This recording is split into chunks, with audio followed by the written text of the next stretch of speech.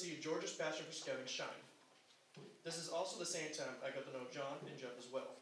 These three would be inseparable, something that clearly hasn't changed much 5 years later. After the summer, George was a CIT. He was elected by his fellow peers to lead them as their scene patrol leader. From being a close friend of George, I was able to watch firsthand him grow from a young, untalented, and not confident leader into a young, mediocre, still unconfident leader. I watched him try to pave a new trail within his troop. He knew he could make things better, just as every young new leader thinks. He put lots of energy into planning campouts and troop meetings, made agendas for his PLC meetings, and planned and executed an awesome training weekend for the youth leadership in his troop. The summer of 2012, I was in charge of running the dining hall. This was also the same year as Watauga's 75th anniversary celebration. It was a huge project to be able to feed all those in attendance that weekend. George was there the entire time to help George Galaris and I at any point we needed it. He was always there to do anything that was asked of him, and was a valuable asset in making that weekend a huge success. This was also George's first summer on Watauga staff. Already being a close friend of George, this came to no surprise. He was very excited to slop dirty dishes all summer, because he got to do it with me. This would be the first of 2 summers where George worked under me in the kitchen. Over the course of the summer, George went from being a close friend to being the little brother I never had. I think George loved the fact that he had a big brother to look up to. He would ask me all the questions any little brother would ask their big brother, such as, can you teach me how to shave the hair I don't have on my face? And where do babies come from? In June of 2013, Interprofessional Lodge hosted Section NE1A's conclave at Watauga Scout Reservation. George was now heavily involved with the over-the-hour program, something that would not change for many years to come. This particular year, he was the food service chairman. In any given year, this might not have been a hugely significant role within the lodge. However, with conclave, it became a big task. George, as well as the rest of the Interprofessional Lodge, had forged a vision to providing the best food service experience to each and every person who attended conclave that year. Starting with the fancy luau cracker barrels, to dinner served family style, and great outdoor barbecues. Not only did George have to put in an enormous amount of time and energy into the organization and preparation of this event, but also the amount of work over the course of the weekend was exceptional. With the very early mornings, very late nights, I'm surprised George did not sleep for 2 weeks after that was over. I was George's boss again this summer. Another of George's favorites. The amount of growth I was able to witness over the course of the last year was unbelievable. George was going into his own skin. He owned the fact that he was a total mama's boy. Anyone who knew George knew he was an up-and-coming leader. He was elected as the vice chief later that year. I'm losing my pages. George has always excelled as a leader when he is in a support role. As he was a 2-term vice chief for Nana Patchman Lodge, always there to support whatever the lodge chief needed. In the fall of 2014, George was honored with the Vigil Honor, the highest honor bestowed upon a member of the Over the Arrow.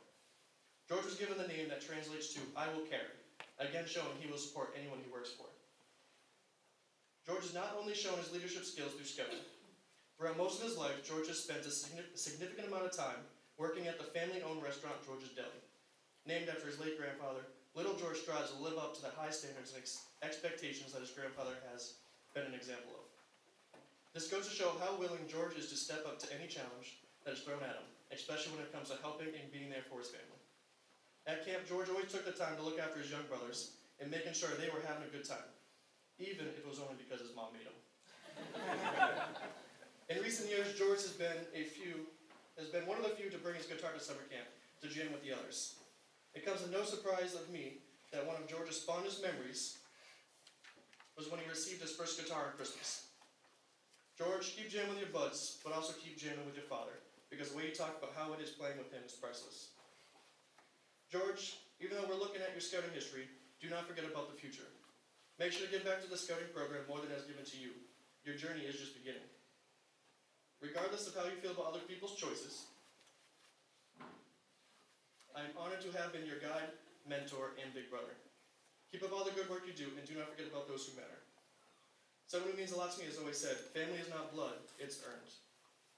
You live up to that mantra every day. It shines as bright as a fire lit within you.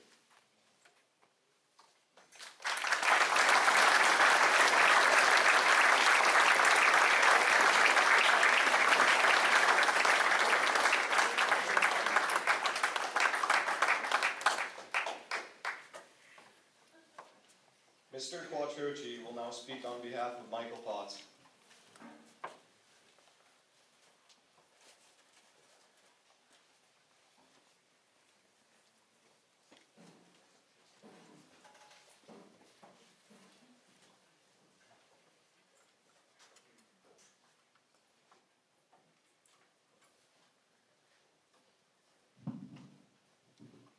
Who's Justin?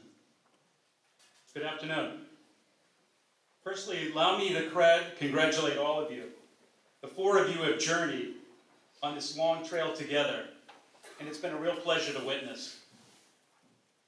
Michael, it is my sincere privilege to speak in your behalf this afternoon. I'm truly honored that you have asked me to participate on this, your day of achievement and celebration.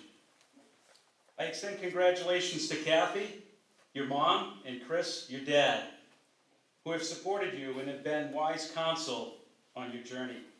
Kathy and Chris are great friends, and our families have enjoyed many hours over the years within and outside of Boy Scouting. Also, many thanks to all the leaders, scouts, parents, and friends that have supported you, Michael, on your trail to Eagle. Now, let's go back to when I first met you, Michael. We enjoyed a lot of fun in the Cub Scout program. I was the Cub Master for some of the years that Michael was in the Cub Scouts. Michael fondly recalls all the Pinewood Derbies, and they were especially fun for you and for your brothers Frank and Matthew, and also your dad, Chris. I recall the smiles on your faces each year when the Pottses would bring in the treasure trove of Pinewood Derby cars. Always fun. I cherish those moments now, captured in photos and etched in memories. I also fondly recall fun at the beach in the summertime with you and the family. Cub Scouts provided the initial adventures as we tackled the battleships, and you captured the spirit of scouting while at the Arrow of Light weekend. Now, bridging into Boy Scouts was fairly seamless for Michael. Michael's adaptive and flexible leader, and you quickly took to life in the troop. Words taken from your purpose of life statement, a statement you prepared for your Eagle Border Review. You write how much you enjoy the outdoors, camping, hiking, and teaching others. This is evident by many facts, Michael. I was going through photos the other day and came across you leading, demonstrating, and teaching Mr. David Kane first aid. The look of pride as you had David all wrapped in sterile gauze, perfectly adorned for various puncture or fracture situations. Mike is a fun and capable scout to be with outdoors. I recall hiking up Mount Osceola in the rain with you and your dad, along with hiking Mount Monadnock, and the 3 times that we hiked Bull Hill at Camp Frederick at West Point Military Academy, New York. I enjoyed my time with you, Michael, this past August when we attended the National Order of the Arrow Conference at Michigan State University. A conclave of 15,000 fellow brother arrowmen attended and fellowshipped and met that week. Mike was a wonderful person to have along in the contingent, and he was always prepared and always willing to lend a hand in all of the participation of the youth. By your own admission, Michael, you enjoy helping people. You're a teacher. You love to teach and you get it. Scouting is about helping others. This brings me to a story that is Michael Potts. You know, Michael joined up several times on one of the notorious Nicolakakis Quattrochi Merit Badge adventures. And this time was one that was attending up at Clark's Trading Post in New Hampshire. So Michael joined along and was always fun to have on those expositions, and Michael set out to earn railroading, mammal studies, environmental science badges. Well, as the story goes, the Scouts were staying at a small campground about 2 miles away, and they had reserved a few sites. In the group was about a dozen boys from our troop, mostly comprised of the newer scouts, those that just bridged over from the Cub Scout program. Now, everybody knows Michael to be a fairly quiet guy. Right, Mike? And you were that day as you watched the younger scouts fumbling around trying to set up their tents. Well, in typical Michael fashion, he just stood there with his hands on his hips, waiting patiently for the boys to figure out it on their own. As you know, Mrs. Tara Nikolakakis was the adult leader on that trip, and she recalls, quote, watching them for a good long while. Slowly, the newer scouts began to give up, and that's when you, Michael, stepped in. Michael gained their attention, began to patiently demonstrate and to show the scouts how to set up their tents, how to position the ground cover, how to position their tent poles, and how to adjust the rain fly. We'll have to talk later about stories of scouts that don't know how to adjust the rain fly. They get very wet. The younger scouts all watched and learned something from Michael that day. First, they learned how to set up their tent, but they also were introduced to a kind and caring older scout in Michael Potts. The boys learned that Michael is a strong and silent leader, and he only steps in to teach when necessary, but also allows the boys to try it on their own first. You are recalled, Michael, as a strong and wonderful leader, and congratulations to you.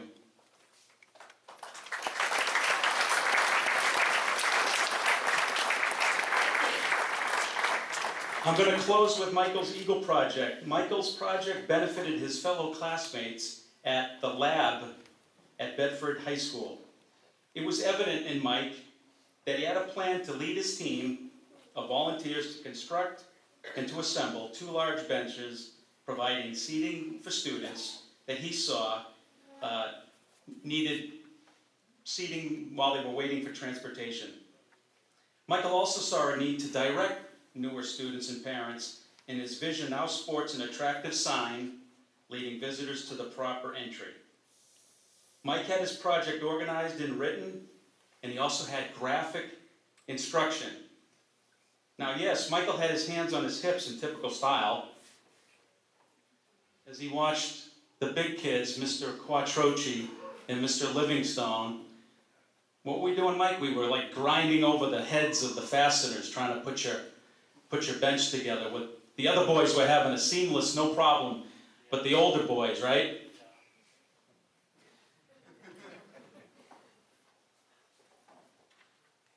Mike is touted as a very meticulous and hard worker. Michael desires to pursue his keen interest in animals in the future. Mike, I am thrilled to see the ideals of scouting have shaped your character over the years and provide you with the skills and tools to succeed. Congratulations once again, Michael Potts, for earning your Eagle Scout rank. I'll close with much admiration of you, Michael, and many thanks for being my friend and brother. And it was a sincere pleasure speaking for you today. Thank you.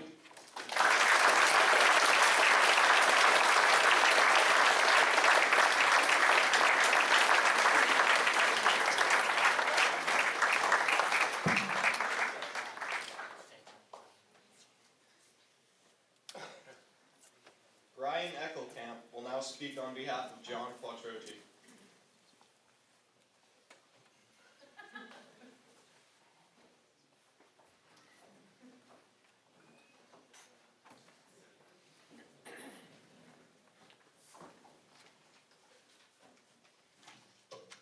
All right, let me set the scene for you all. It's 2 a.m. at Watauga Scout Reservation. Nothing good happens at Watauga Scout Reservation at 2 a.m., especially if John Quattrochi is involved. Now, George is here for this too, but that should go without saying. I can probably count the number of times I've seen those two apart on one hand. Anyway, it's 2 a.m., and John decides that now would be a good time to start working on his re-election speech for Secretary of Nanopashment Law. I mean, he did have a whole 8 hours before the election, which meant there was plenty of time for him to still procrastinate. After some time jotting notes down and is somehow still alive, iPhone 4, he announces what he comes up with. Good is never good enough. Well, at least I had done the enough part. Classic Chooch. John, only 5% of all Boy Scouts earn the rank of Eagle. Even less originally started when they were 7 years old in Tiger Cubs. You don't achieve what you've done by just doing enough. You can accomplish a lot with 11 years of cheerful service in an organization like this. And John has. He served in the third highest elected youth position in the entire council for 2 years. Sure, there were low points, but being the lodge secretary is not as easy as it seems. Just ask Ray. John hasn't been secretary for almost a year, and I think we're still waiting for him to send out the minutes from the last LEC. Very early on in his Order of the Arrow career, John was a sachem of the lodge. He was responsible for running the Arrow of Light weekend for Weeblos at Watauga. It's easily the flagship weekend of the old Nanapashman Lodge and a daunting task for any kid to take on. John rose to the occasion and it was an awesome weekend. He also may have ran that weekend with the fewest words spoken of any sachem ever. But John was truly able to shine as a Watauga staff member. He spent his first summer working at handicrafts, where he was able to show off the creativity that defines him so well. Then he moved to the kitchen and learned how to work hard, spending 2 years doing one of the most important and underappreciated jobs in camp. And his last summer, he had to go through a week of national camping school to become the area director of the greatest area in camp. And I'm not just saying that because I ran the area the year before. That was Frontier. At Frontier, John was able to grow as a leader. He managed a staff of 4, and that's quite an accomplishment, especially if you knew who was on that